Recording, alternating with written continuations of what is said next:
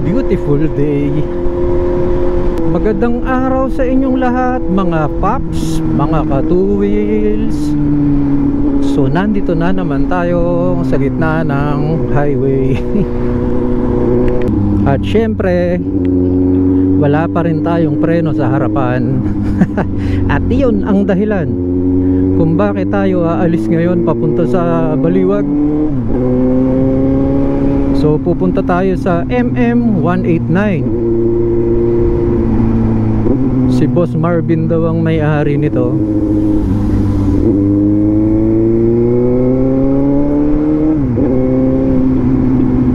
So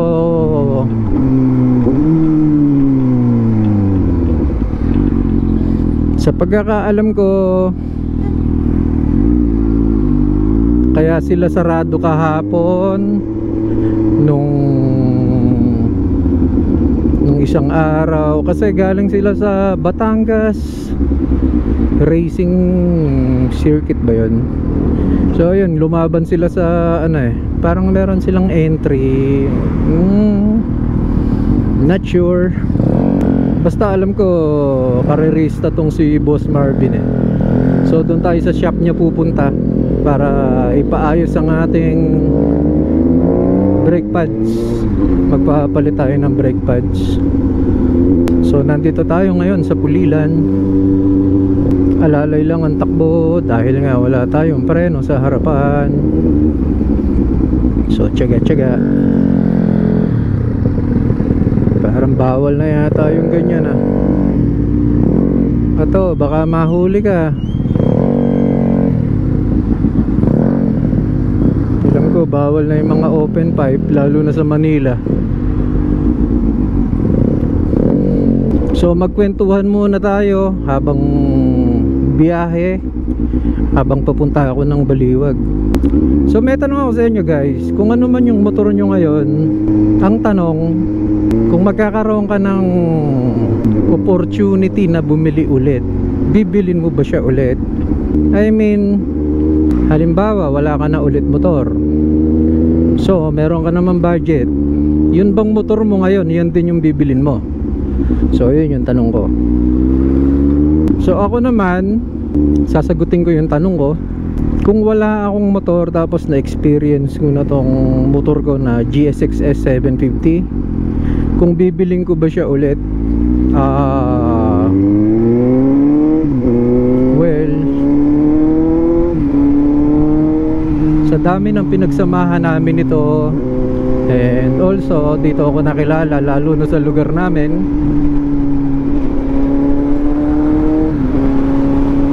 tingin ko oo, bibiling ko ulit to.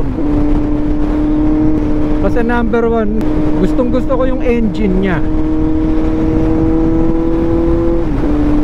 Tapos para sa akin, fuel efficient siya, hindi siya ganung kalakas sa konsumo pagdating sa gas. Masarap siyang gamitin, ganda ng handling nya, machong tingnan, brusko, maganda performance. I think, yeah, bibiling ko ulit to. Napaka niya fun to ride. Para sa akin, yung motor na to parang underrated. Parang hindi masyadong nabigyan pansin. Pero kapag ginamit mo siya, sulit. Sulit, ang sarap, ganda ng performance, napaka-agile niya. Hindi siya nakakangawit, hindi siya nakakangalay. Para sa akin, tamang-tama yung niya tamang-tama lang yung body position, riding position. I mean, ang ganda ng tunog. Ano pa ba? So yun yung mga para sa akin na nagustuhan ko sa motor na to. Yun yung mga pros nya. Yung cons, siguro ang maipipintas ko lang dito is yung kanyang yung display. Medyo napag-iwanan na. napag-iwan na ng uso. Mga uso kayo, mga ano na eh, paganda na ng display. So ito talagang iwan na iwan. Pero hindi naman siya naging big deal sa akin. Pangalawa, yung stock na headlight niya, halogen pa, napakalabo. Yun. Tsaka yung mga signal light niya, hindi pa naka LED. So parang yun lang so far. So after ano na to eh, 2 years and 8 months na ngayon. So ang naging issue niya lang nung nakaraan is ito, yung kanyang starter. Kung mapapanood nyo yung mga recently na i-vlog natin, then ayun, yung battery nagpalit na rin ako. Although pwede pa naman siya, pero pinalitan ko na kasi magti 3 years na eh. Tapos yung kanyang spark plugs, ayun, nagpalit na rin tayo, which is 4. And ano pa ba? Wala na akong issue dito sa motor na to. Yun lang. Pati yung mga barkada ko na ginamit tong motor na to na experience nila, talagang natuwa sila. Sarap daw gamitin, nandun yung power. But honestly, ang bibilin ko talagang motor, yung ano talaga eh, Yamaha R6. Ang problema, way back 2020, wala na, na-discontinue na yung R6 eh. So medyo nakaramdam ako ng lungkot nun kasi isipin mo, pinag-iipunan mo yung bike, pinag-iipunan mo yung motor na yun, tapos mababalitaan mo na wala na, diba, dream bike, tapos biglang wala na. So naghanap ako ng pwede kong ipalit sa R6, which is eto, yung Suzuki GSX-S 750 na nga ang aking napusuan. Pwede naman ako mag say 900 eh, pwede ako mag Triumph Trident, pwede ako mag CB 650, pero wala, ito talaga yung nagustuhan ko. Mahirap naman kasi bumili nung ano, yung basta may mabili ka lang, yung hindi mo naman talaga napupusuan. Iba yung ano eh, iba yung saya. Iba yung saya na yung mismong gusto mo talaga yung nakuha mo, 'di ba? So yun, para sa akin yun yung binabayaran doon. Yung pagising mo sa umaga, makikita mo yung wow, habang nagkakape, 'di ba? Nakatingin ka sa motor mo. Sarap. So ako, ang sagot ko, yeah, bibiling ko ulit to. Bibiling ko ulit ang motor na to. At kung magkaka-budget, kung meron man akong gusto, magdadagdag ako. Pero hindi ko to iaalis. Sobrang na-inlove ako sa motor na to.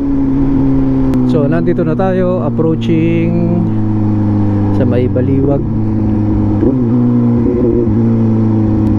Oh, may stoplight na pala rito.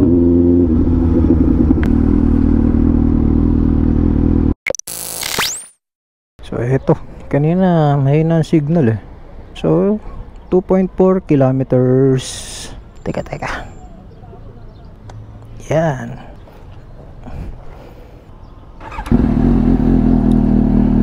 Alanganin pa yata yung dating ko dun. Magla-lunch na. So papunta na tayo sa MM189. So dito tayo pinadadaan. Kaliwa. Ano ba? Kaliwa ba kanan? Saan ba tayo? Dito. Mali yata itong ano ah. Hirap pagka ano ba? Babalik ba? Ano ba yan? Ayaw umayos ah. Pagbigyan mo na kami boss, ang init. So dito na tayo kakaliwa. Pasok na.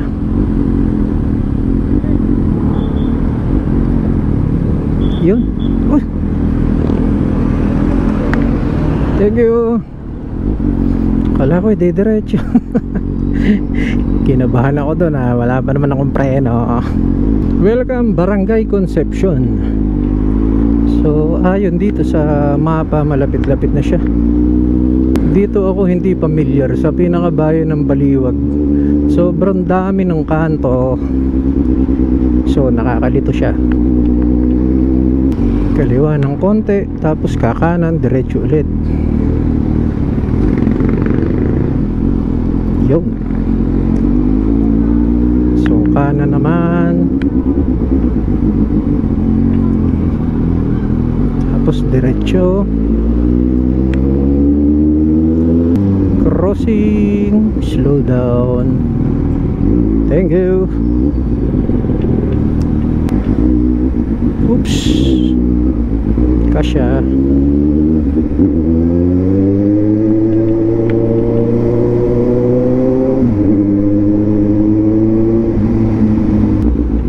Oops.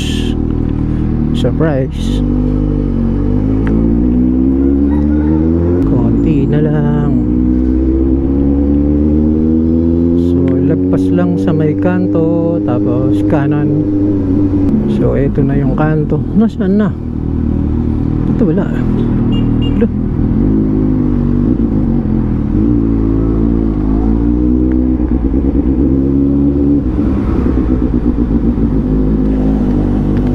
Ay, ito.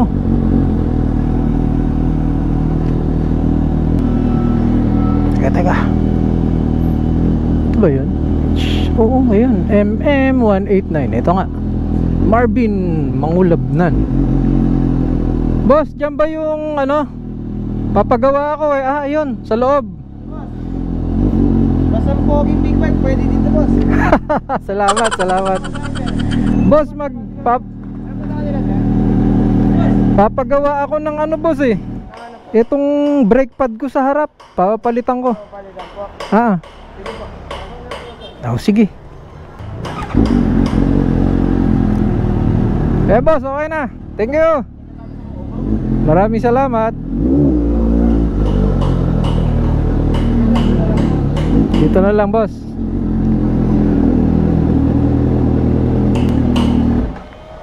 Halos ubos na yan eh. Wow, grabe. Daming motor. Nandiyan ba si Boss Marvin? Malis po, may bigay po sila sa Clark. Oh, nanalo siya eh, no? Panood ko eh.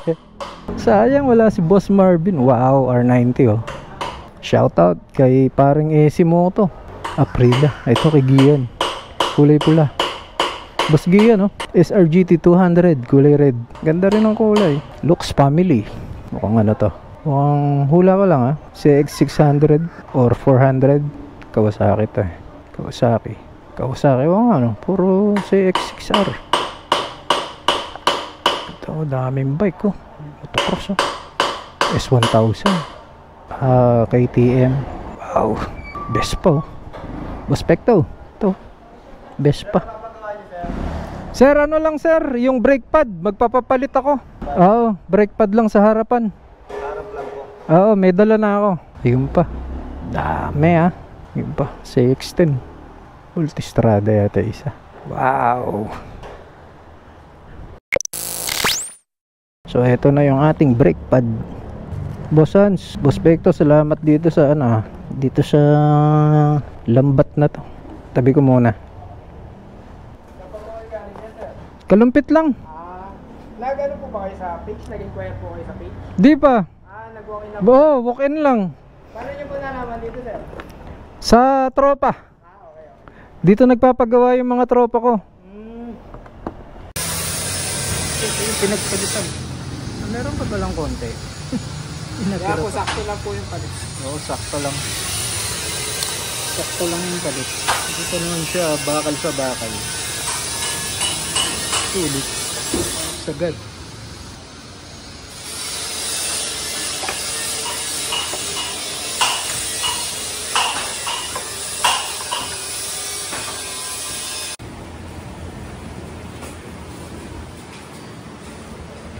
madumi na rin. Palit na.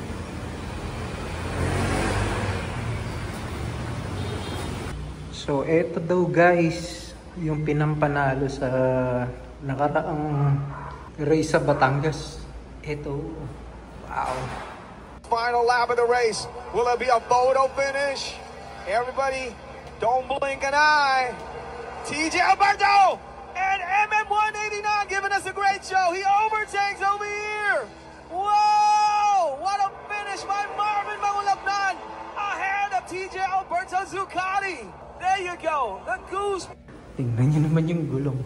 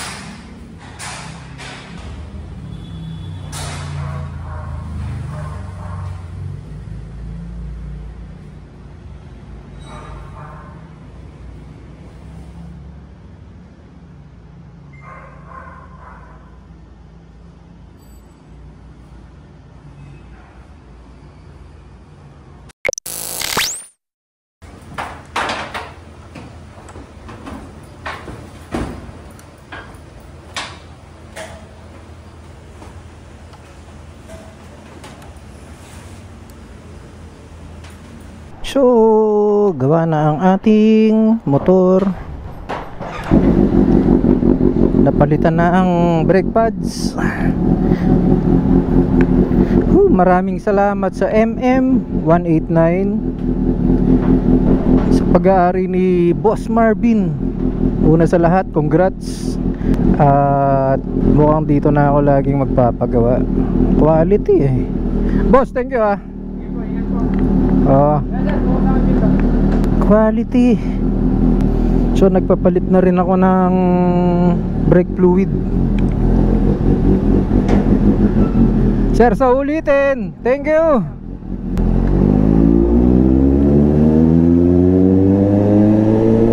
Test lang. Oh. Praso lang.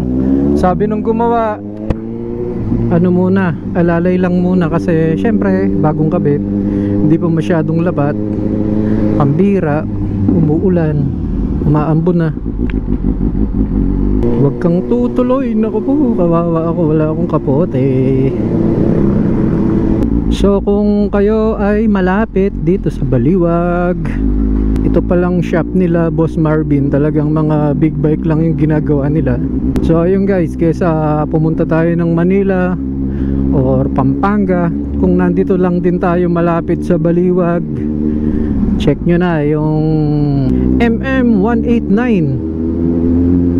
So hanggang dito na lang guys, hindi ko na patatagalin at itatago ko na ang aking GoPro. Maraming salamat sa inyong pagtutok. At syempre, lagi nating sinasabi, prayer is the best gear, not song to live. Oh yeah. You can see the writing on the pavement. Young kids, they're growing up in basements. Online, a whole new generation. I'ma make mine, so you better go take it. Always, they need a new replacement. Decentralized, can't contain it. We're changing lives, yeah, upgrading. Call it suicide of the older generation. What keeps you up at night, yeah? Make all the demons quiet, yeah. We were built to thrive, yeah.